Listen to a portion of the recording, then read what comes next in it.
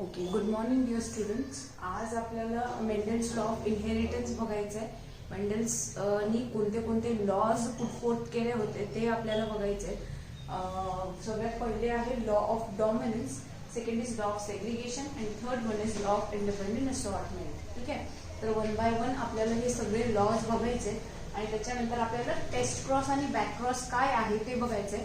Taste cross आणि back cross हे already आपण कालच्या लेक्चरमध्ये त्याचे डेफिनेशन्स बघितले, पण डिटेलमध्ये आपल्याला बघायचंय की व्हॉट इज टेस्ट क्रॉस आणि व्हॉट इज बॅक क्रॉस.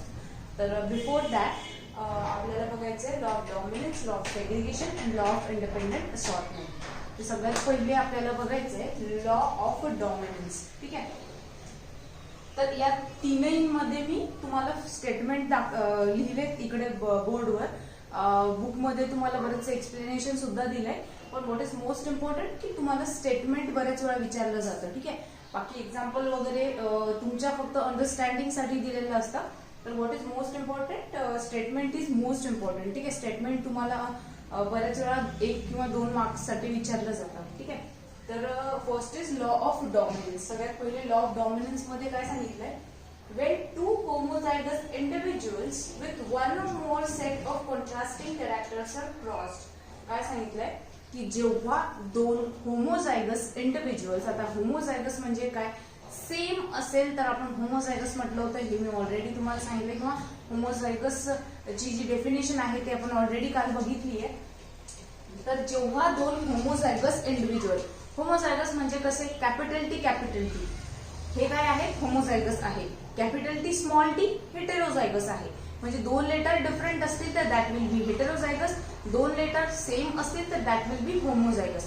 तर जेव्हा 2 होमोझायगस म्हणजे सेम, ओके, तर Wien 2 homozygous individuals with 1 or more sets of contrasting characters, की ज्यांच्यामध्ये एक किंवा त्याच्यापेक्षा जास्त वेगळे कॅरेक्टर्स आहेत, कॉन्ट्रास्टिंग कॅरेक्टर्स आहेत, ह्यांच्यामध्ये जेव्हा क्रॉसिंग केलं जातं होमोझायगस, मग आता आपण कॅपिटल टी फॉर टॉल आणि स्मॉल टी फॉर डॉर्फ. ठीक आहे, ठेंगणा आणि उंच. तर ह्याच्यासाठी दोन्ही आपण कसे घेतले होते, होमोझायगस घेतले होते. लाईक 2 कॅपिटल टी होते आणि 2 स्मॉल टी होते.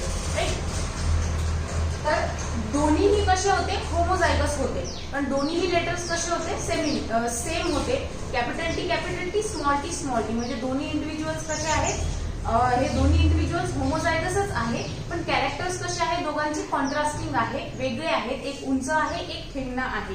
ठीक आहे, तर पण जेव्हा अशा 2 पॅरेंट्स मध्ये आपण क्रॉसिंग घडवून आणतो, ब्रीडिंग घडवून आणतो, तेव्हा काय होतं, the alleles that appear in F1 generation are dominant and those which does not appear in F1 generation are recessive. मग काय सांगितले की जेव्हा अशा 2 पॅरेंट्स मध्ये like capital T for tall and small T for dwarf यांच्यामध्ये जेव्हा crossing घडवून आणलं जातं, तेव्हा F1 जनरेशन मध्ये जी प्रोजेनी ऑब्टेन होते त्याच्यामध्ये जे एक्सप्रेस होतात, काही अलील एक्सप्रेस होतात, एक अलील एक्सप्रेस होतो आणि दुसरा जो अलील असतो तो एक्सप्रेस होत नाही. जो एक्सप्रेस असतो F1 जनरेशन मध्ये, जो एक्सप्रेस होतो तो डॉमिनंट अलील असतो आणि जो एक्सप्रेस होत नाही F1 जनरेशन मध्ये तो असतो रेसेसिव्ह अलील. म्हणून काय म्हटलंय, the alleles that appear in F1 are dominant. F1 generation मध्ये जे अलील अपीअर होणार ते अलील डॉमिनंट असणार, while those which does not appear in F1 generation are recessive. while जे F1 जनरेशन मध्ये अपीअर होणार नाही ते असणार कसे, रेसेसिव्ह. म्हणजे कॅपिटल टी आणि स्मॉल टी यांच्यामध्ये आपण जेव्हा क्रॉसिंग घडवून आणतो तेव्हा मी तुम्हाला काल सांगितलं की एक कॅपिटल टी आणि एक स्मॉल टी असा हायब्रिड टॉल तयार होत असतो. राईट, तर मग कॅपिटल टी एक्सप्रेस होतो, स्मॉल टी एक्सप्रेस होत नाही, डॉर्फ तिथे ऑब्टेन होतो का F1 जनरेशन मध्ये, नाही.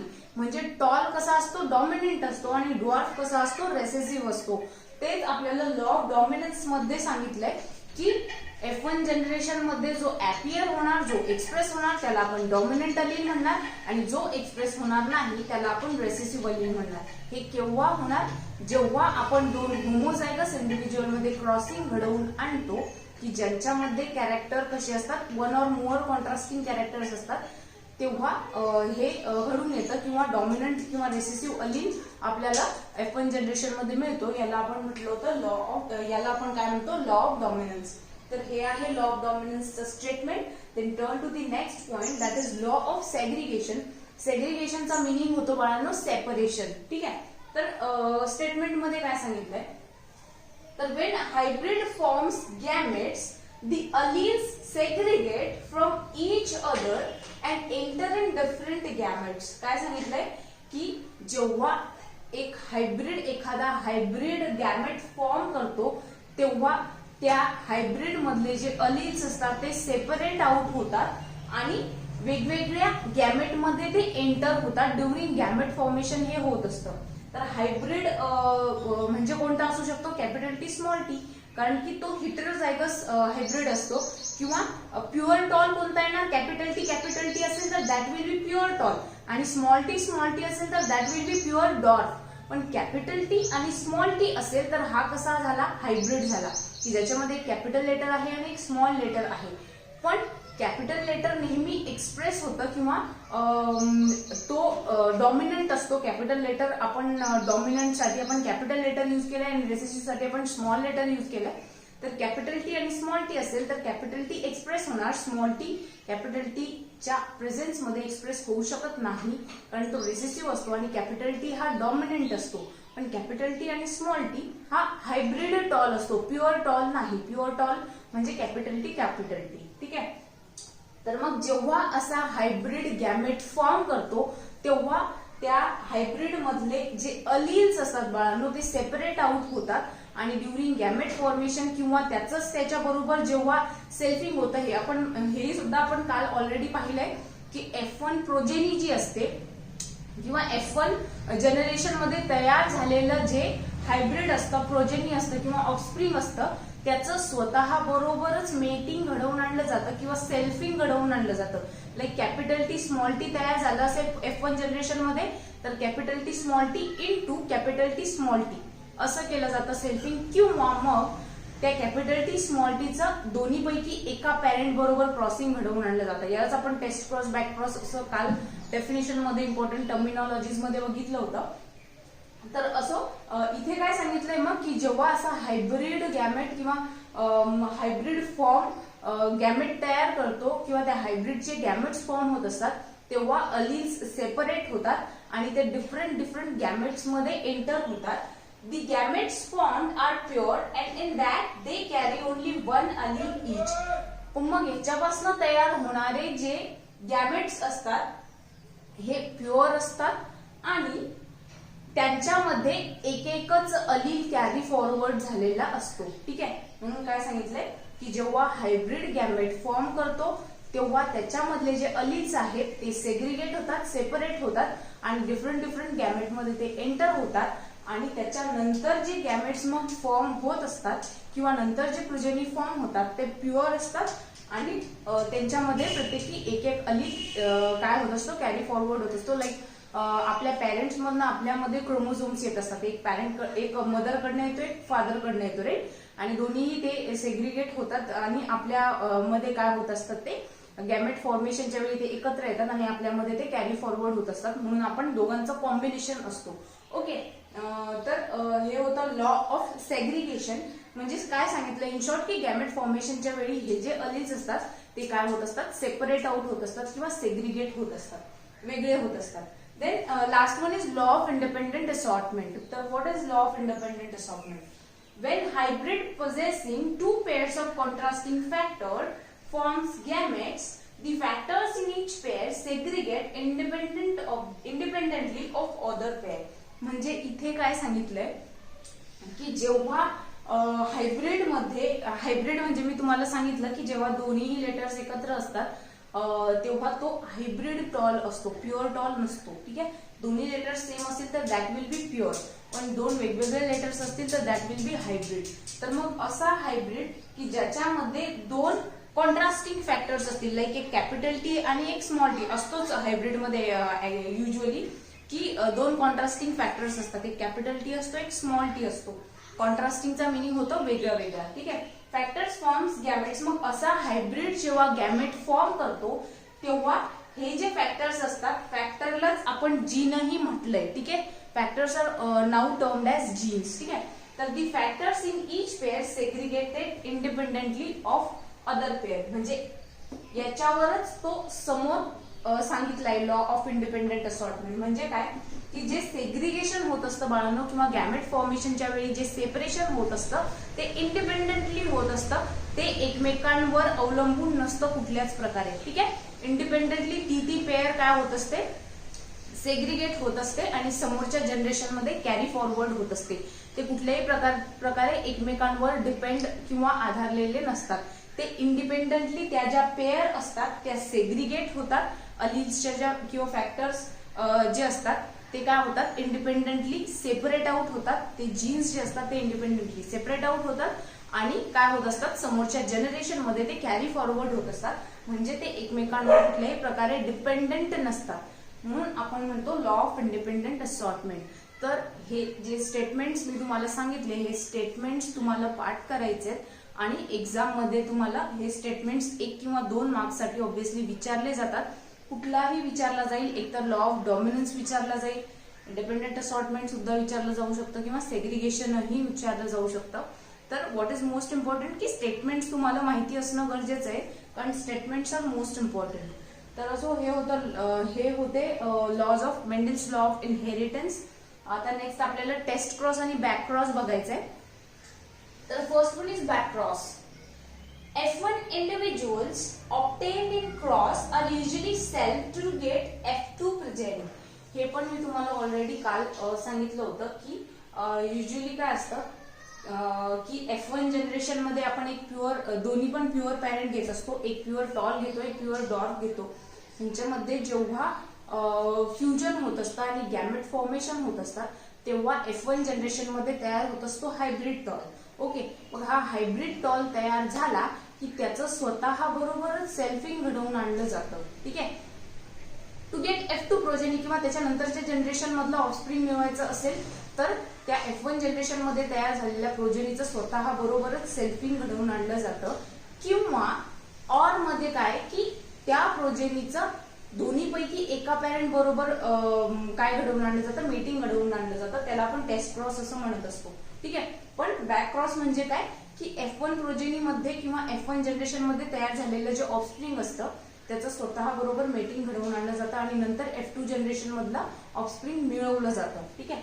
तेच इथे सांगितलंय की F1 individuals obtained in cross are usually self म्हणजे काय, स्वतःच त्या F1 प्रोजेनीचं त्याच्या बरोबरच परत काय केलं जातं, सेल्फिंग घडवून आणलं जातं. Like capital T small t into capital T small t म्हणजे सेम त्याचं सेल्फिंग घडवून आणलं जातं. कशासाठी घडवून आणलं जातं तर टू गेट F2 प्रोजेनी म्हणजे F2 जनरेशन किंवा पुढची जनरेशन मिळवण्यासाठी हे सेल्फिंग घडवून आणलं जातं. They can also be crossed with one of the 2 parents. मग याच्याच बरोबर ते स्वतः बरोबर त्याचं सेल्फिंग न घडवून आणता दोघांपैकी एका पॅरेंट बरोबर सुद्धा त्यांचं सेल्फिंग घडवून आणलं जाऊ शकतं. लाईक प्युअर टॉल घेऊ शकतो आपण, capital T small t into capital T घेऊ शकतो किंवा मग capital T small t into small t सुद्धा घेऊ शकतो. प्युअर टॉल किंवा प्युअर डॉर्फ असे पॅरेंट्स बरोबर आपण या F1 प्रोजेनीचं सेल्फिंग घडवून आणू शकतो. From which they are derived such cross is called as back cross. आणि मग हे सेल्फिंग किंवा दोघांपैकी एका पॅरेंट बरोबर हे जे क्रॉसिंग घडवून आणलं जातं त्याच्यापासून मिळणारी नंतरची जी जनरेशन असते त्यालाच आपण म्हणत असतो बॅक क्रॉस. ठीक आहे. That is called as back cross. म्हणजे F1 इंडिव्हिज्युअल जी असते F1 इंडिव्हिज्युअलचं स्वतः बरोबर सेल्फिंग घडवून आणलं जातं आणि नंतरची जनरेशन मिळवली जाते किंवा F1 जनरेशन मध्ये मिळालेल्या प्रोजेनीचं दोघांपैकी एका पॅरेंट बरोबर क्रॉसिंग घडवून आणलं जातं आणि नंतरची जनरेशन मिळवली जाते. याला तुम्ही म्हणत असता बॅक क्रॉस. तर that's it. Then test cross. Test cross मध्ये काय सांगितलंय, cross of F1 hybrid with homozygous recessive parent is called as test cross. आता इथे 2 कंडिशन सांगितल्या होत्या की एकतर स्वतः बरोबर त्याचं सेल्फिंग घडवून आणलं जातं किंवा मग दोघांपैकी एका पॅरेंट बरोबर त्याचं सेल्फिंग घडवून आणलं जातं. राईट. तर टेस्ट क्रॉस मध्ये काय सांगितलंय की F1 हायब्रिड जो तयार झालेला असतो त्याचं क्रॉसिंग घडवून आणलं जातं फक्त होमोझायगस रेसेसिव्ह पॅरेंट बरोबर, like small T homozygous recessive साठी आपण स्मॉल लेटर्स यूज करतो आणि होमोझायगस म्हणजे same, that is small T. मग F1 हायब्रिड तयार झालेला असतो तो कसा असतो, capital T small T, right. मग capital T small T into small T, ठीक आहे. म्हणजे काय केलं जातं, F1 हायब्रिडचं क्रॉसिंग घडवून आणलं जातं रेसेसिव्ह पॅरेंट बरोबर, होमोझायगस रेसेसिव्ह पॅरेंट बरोबर, आणि नंतर जे ऑब्टेन होतं त्याला आपण टेस्ट क्रॉस असं म्हणतो. It is used to test whether individual is homozygous that is pure और heterozygous that is hybrid. Test cross कशासाठी परफॉर्म केलं जातं बाळांनो, जाणून घेण्यासाठी की पॅरेंट प्युअर आहे, होमोझायगस आहे किंवा हेटेरोझायगस आहे, हायब्रिड आहे, ठीक आहे. हे माहिती करून घेण्यासाठी टेस्ट क्रॉस परफॉर्म केलं जातं. For example, violet flower plant is crossed with white flower plant. म्हणजे आपण जर 2 पी प्लांट घेतले, एका पी प्लांटचे जे फुलं आहेत ते जांभळ्या कलरचे आहेत आणि एका पी प्लांटचे फुलं जे आहेत ते व्हाईट कलरचे आहेत. मग या जांभळ्या कलरच्या फ्लावरचा प्लांट जो आहे आणि व्हाईट कलर फ्लॉवर प्लांट जो आहे यांच्यामध्ये जेव्हा आपण क्रॉसिंग किंवा मेटिंग घडवून आणतो तेव्हा 2 पॉसिबिलिटीज असू शकतात. If all flowers are violet then conclusion is that the plant is pure or homozygous. जर आपल्याला नंतरच्या जनरेशन मध्ये सगळे फ्लावर्स व्हायलेट कलरचे भेटले तर आपण कन्क्लूड करू शकतो की पॅरेंट्स कसे आहेत, होमोझायगस आहेत आणि किंवा प्युअर आहेत, ठीक आहे. But if we get violet and white flowers in 1:1 ratio then plant is heterozygous. पण जर आपल्याला व्हायलेट आणि व्हाईट फ्लावर 1:1 म्हणजे इक्वली 50-50% जर मिळाले की 50% व्हायलेट कलरचे फ्लावर आले नंतरच्या जनरेशन मध्ये आणि 50% व्हाईट कलरचे फ्लावर आले, व्हायलेट आणि व्हाईट, ठीक आहे. 50-50% फ्लावर जर आपल्याला नंतरच्या जनरेशन मध्ये त्या प्लांटवर मिळाले तर आपण असं कन्क्लूड करणार की ते पॅरेंट्स कसे आहेत बाळांनो, हेटेरोझायगस आहे किंवा ते प्लांट कसं आहे, हेटेरोझायगस आहे, ठीक आहे. सगळे व्हायलेट मिळाले तर कन्क्लुजन करणार आपण की प्लांट होमोझायगस किंवा प्युअर आहे. पण जर मिक्स मिळाले की व्हायलेट अर्धे आणि अर्धे व्हाईट मिळाले तर आपण असं कन्क्लूड करणार की पेरेंट कसे आहे किंवा तो प्लांट कसा आहे, हेटेरोझायगस आहे. तर दॅट्स इट. मग होमोझायगस किंवा प्युअर का हेटेरोझायगस किंवा हायब्रिड आहे हे माहिती करून घ्यायचं असेल तर टेस्ट क्रॉस परफॉर्म केलं जातं. तर हे होतं टेस्ट क्रॉस आणि बॅक क्रॉस, दॅट्स इट. आणि हे होते laws of inheritance, Mendel's laws of inheritance. तर दॅट्स इट फॉर टुडे. ह्याच्यामध्ये जर तुम्हाला काही अडचण असेल तर you can ask me on group आणि ह्याचे नोट्स मी तुम्हाला ग्रुपवर पाठवते. तर okay, bye bye, have a good day.